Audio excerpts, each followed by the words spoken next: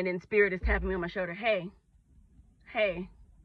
he asked you to do something. What the fuck he asked me to do? He asked you to do something. He asked if I forgive people that do things like that.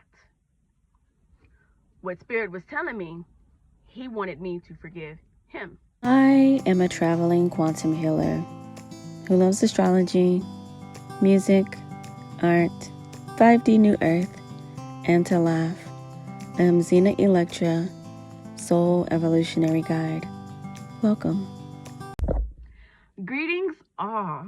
Y'all, I am so excited about the video, about today's video, because I'm sharing a story about a KKK man who's going to go ahead and put it out there. But I also have an update about the same motherfucking person because I came across him again, and y'all want to stay tuned for this update. But first, I gotta roll it back.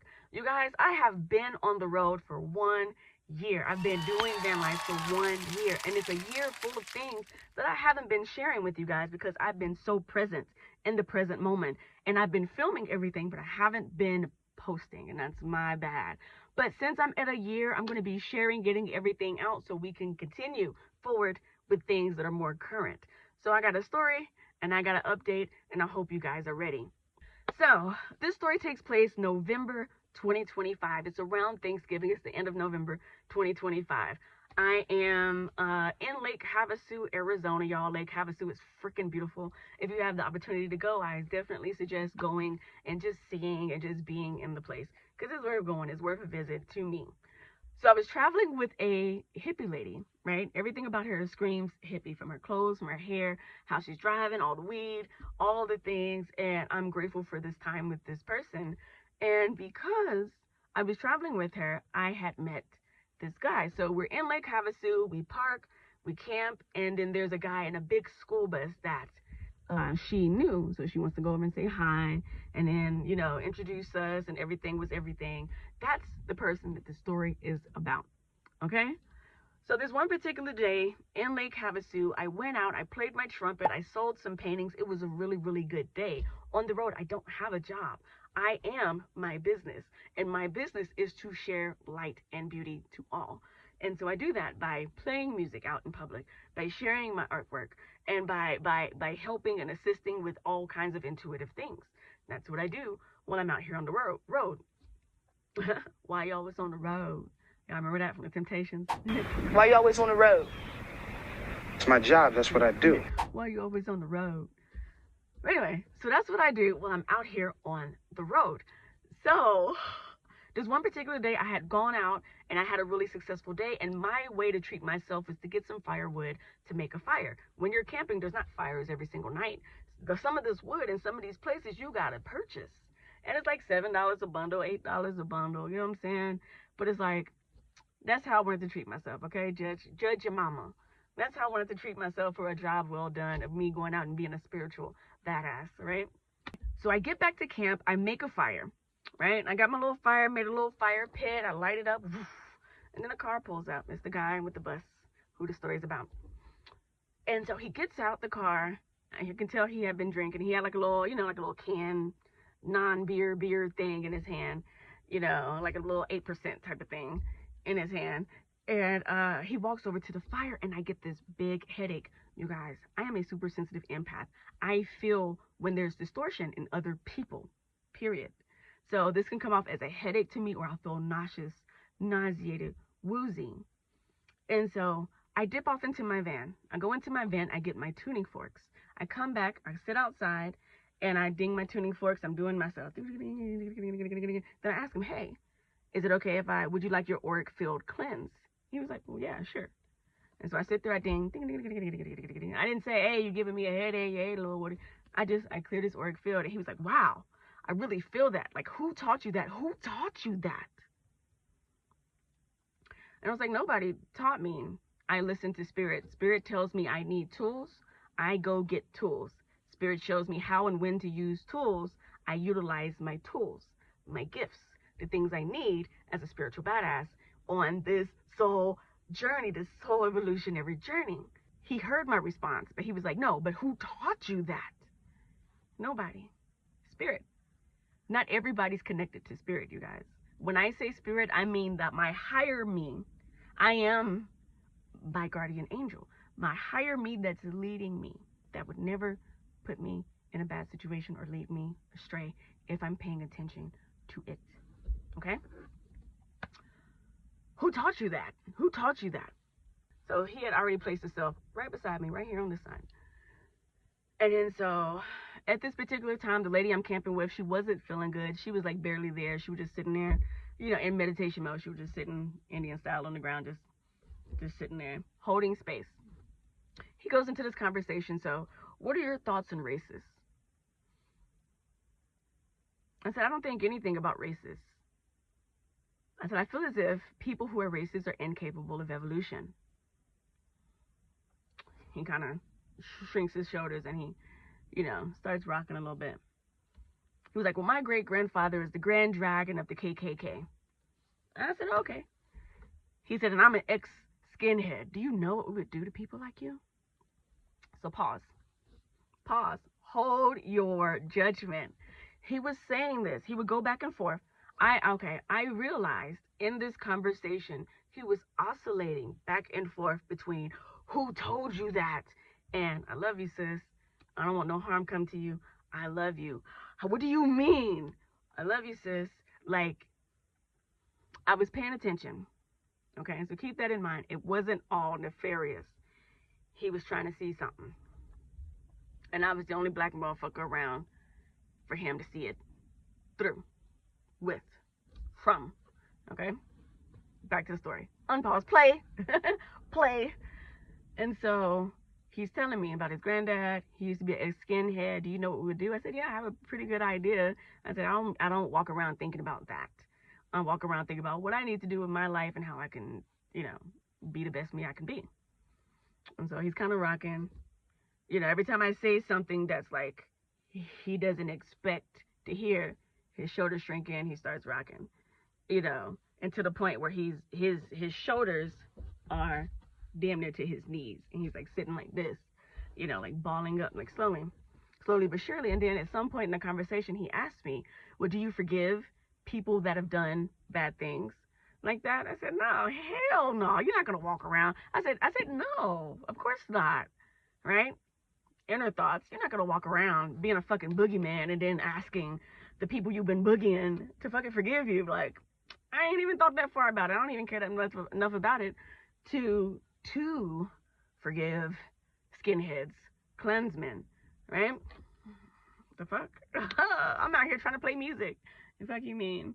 You know, and just live the best life I can live. I ain't thinking about that shit. And I was like, no. He shrunk further into himself. Like I said, his shoulders are at his knees. His shoulders are at his knees. And he's like rocking. And I'm just like, okay. So he pulls out this bottle of tequila. And then that's when my friend was like, I'm about to go in the house, but this is a sober fire. We don't drink around this fire. I started to say something to you when you brought your can out, but you was already in it. You know, but popping that bottle, a brand new bottle of tequila, we not doing at this fire. So she spoke her piece, and then she went into her van because she hadn't been feeling good. So, you know, the conversation continues, and he pops the bottle anyway, takes a swig, immediately starts coughing, like choking on the tequila. Immediately, like coughing, like you know how your spit gets into your water hole, how your spit gets into your air hole, and you just start choking off of nothing, off of the water going into the wrong pipe. That's what my grandma said. I got spit in the wrong pipe. So he started choking off the tequila. After it's been stated, there's no drinking at this fire. Right, just like that. And I'm like, do you have something else to drink, like to chase it down? I'm a van lifer. I got stuff for me.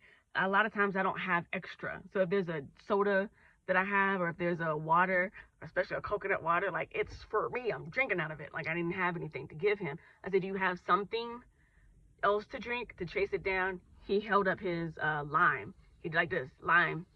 He got the lime and the coke. He held up his lime. And I was like, no. And he asked for a knife. He held up his lime and he asked for a knife as he's still coughing. I was like, I feel like if I give you a knife, sir, that's gonna give you permission to. I told him, I said, I feel like if I give you a knife, that's in a sense giving you permission to continue to drink, and we don't drink over here. And so, he asked for it. I was like, cool. I go inside. Actually, oh, the knife ain't even right here. Crap. So I go inside my van and I get out this knife. It's a Dollar Tree knife now, but it's sharp as a motherfucker. So I get out this knife and I told him, I said, be very careful with this because I've cut my thumb about 3 times trying to open an avocado. I'd be holding it like this and then click 3 times. I've cut myself. Be very careful. I've cut myself 3 times with this knife. So I give him the knife, and that's when all the black people on TikTok was like, girl, you dumb as hell. I know who the fuck I am. I know what I'm doing. I did not feel in danger. I'm fully aware. Sober. Okay. Play. Pause. Play. So I give him the knife. I already know what's going on because I have clear cognizance. Clear cognizance is clear vision. I have That's So Raven moments. Okay? Often. So I already knew how this was going to go. That's why I prefaced, hey, here's a knife. Be very careful. It's extremely sharp. He sits there, cuts his hand all the fucking way from one side to the other side. Cuts his hand open, going too hard into the lime. He bled on my fire.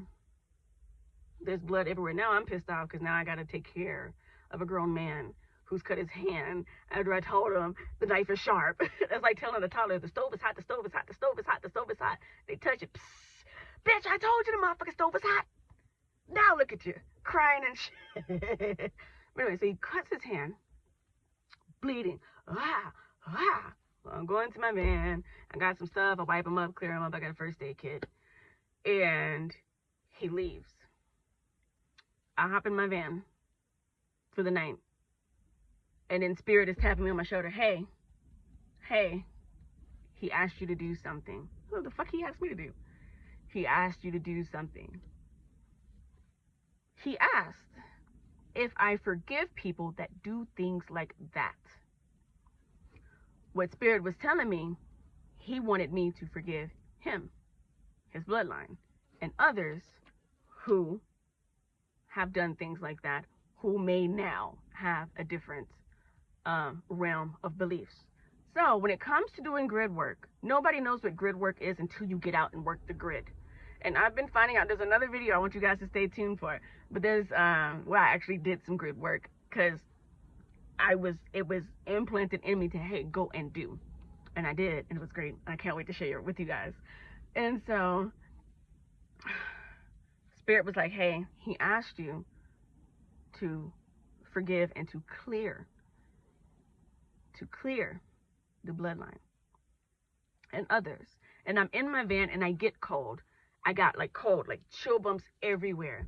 Y'all, it does get cold when ghosts and other spirits are around. So what I got was not only him, his lineage, but the spirits of that land that may have held similar beliefs, hate, thought processes. When you die, you see the truth.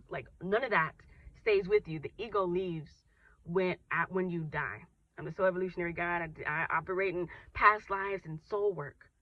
Soul evolutionary. So I said, okay. As I speak it, so it is.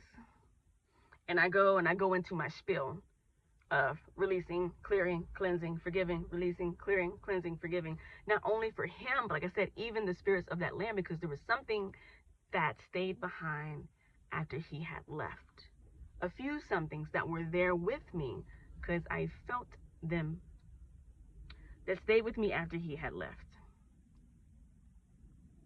That was saying, hey, we're waiting. You're the person. This isn't by mistake. It was serious. And so I did my thing. Okay, so you ready for the update? I did my thing that night. Everything was everything, whatever. Update. This is the important part. So I go to Schoolie Palooza. If you know anything about van life, Schoolie Palooza is one of the most look forward to events of the whole entire year. And it happens early in the year because it's not too hot. And, people are still, doing their RTR thing, the Rubber Trent Rendezvous. And people are still, escaping winter in Arizona. So I go to Schoolie Palooza and I see him. And I'm like, hey, what's going on? How's everything? I don't operate in fear. Hey, what's going on? How's everything? He was like, man, I'm doing so good. I haven't had a drink of alcohol, since the last time I saw you. I haven't drunk at all. I don't have a taste for it. I don't want it. And he could not remember what the fuck happened to his hand. He could not remember how it got cut, who cut it, when his hand got sliced open. He couldn't remember.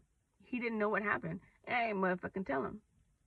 So his hand being sliced open was a blood sacrifice from his ancestors on my fire that I was so proud of, that I was so freaking proud of. Being a big girl was a blood sacrifice for the ritual to come that I did, that I didn't know I was going to do. He couldn't remember how his hand got cut. He had completely stopped drinking. He had actually reversed age-wise. He looked young, healthy, hydrated. He's a handsome man. He's a handsome man, you know, and he, you know, I like his little swag he got going on too.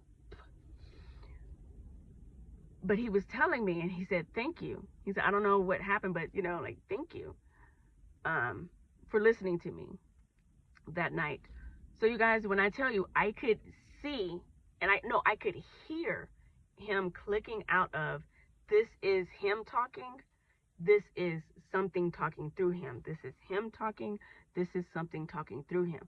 With him rocking, with him shrugging his shoulders, with the, who taught you that? No, who taught you that? With the, I love you, sis, I love you, sis. Who taught, you know? And he's like going back, he was going in and out. That's why I was sitting there listening. I'm like, okay, something's happening, what the fuck is this? You know, that's what I'm thinking about. Okay, something's happening, what the fuck is this? What's going on? What the fuck is this? So you guys, you may not know why you are in a place.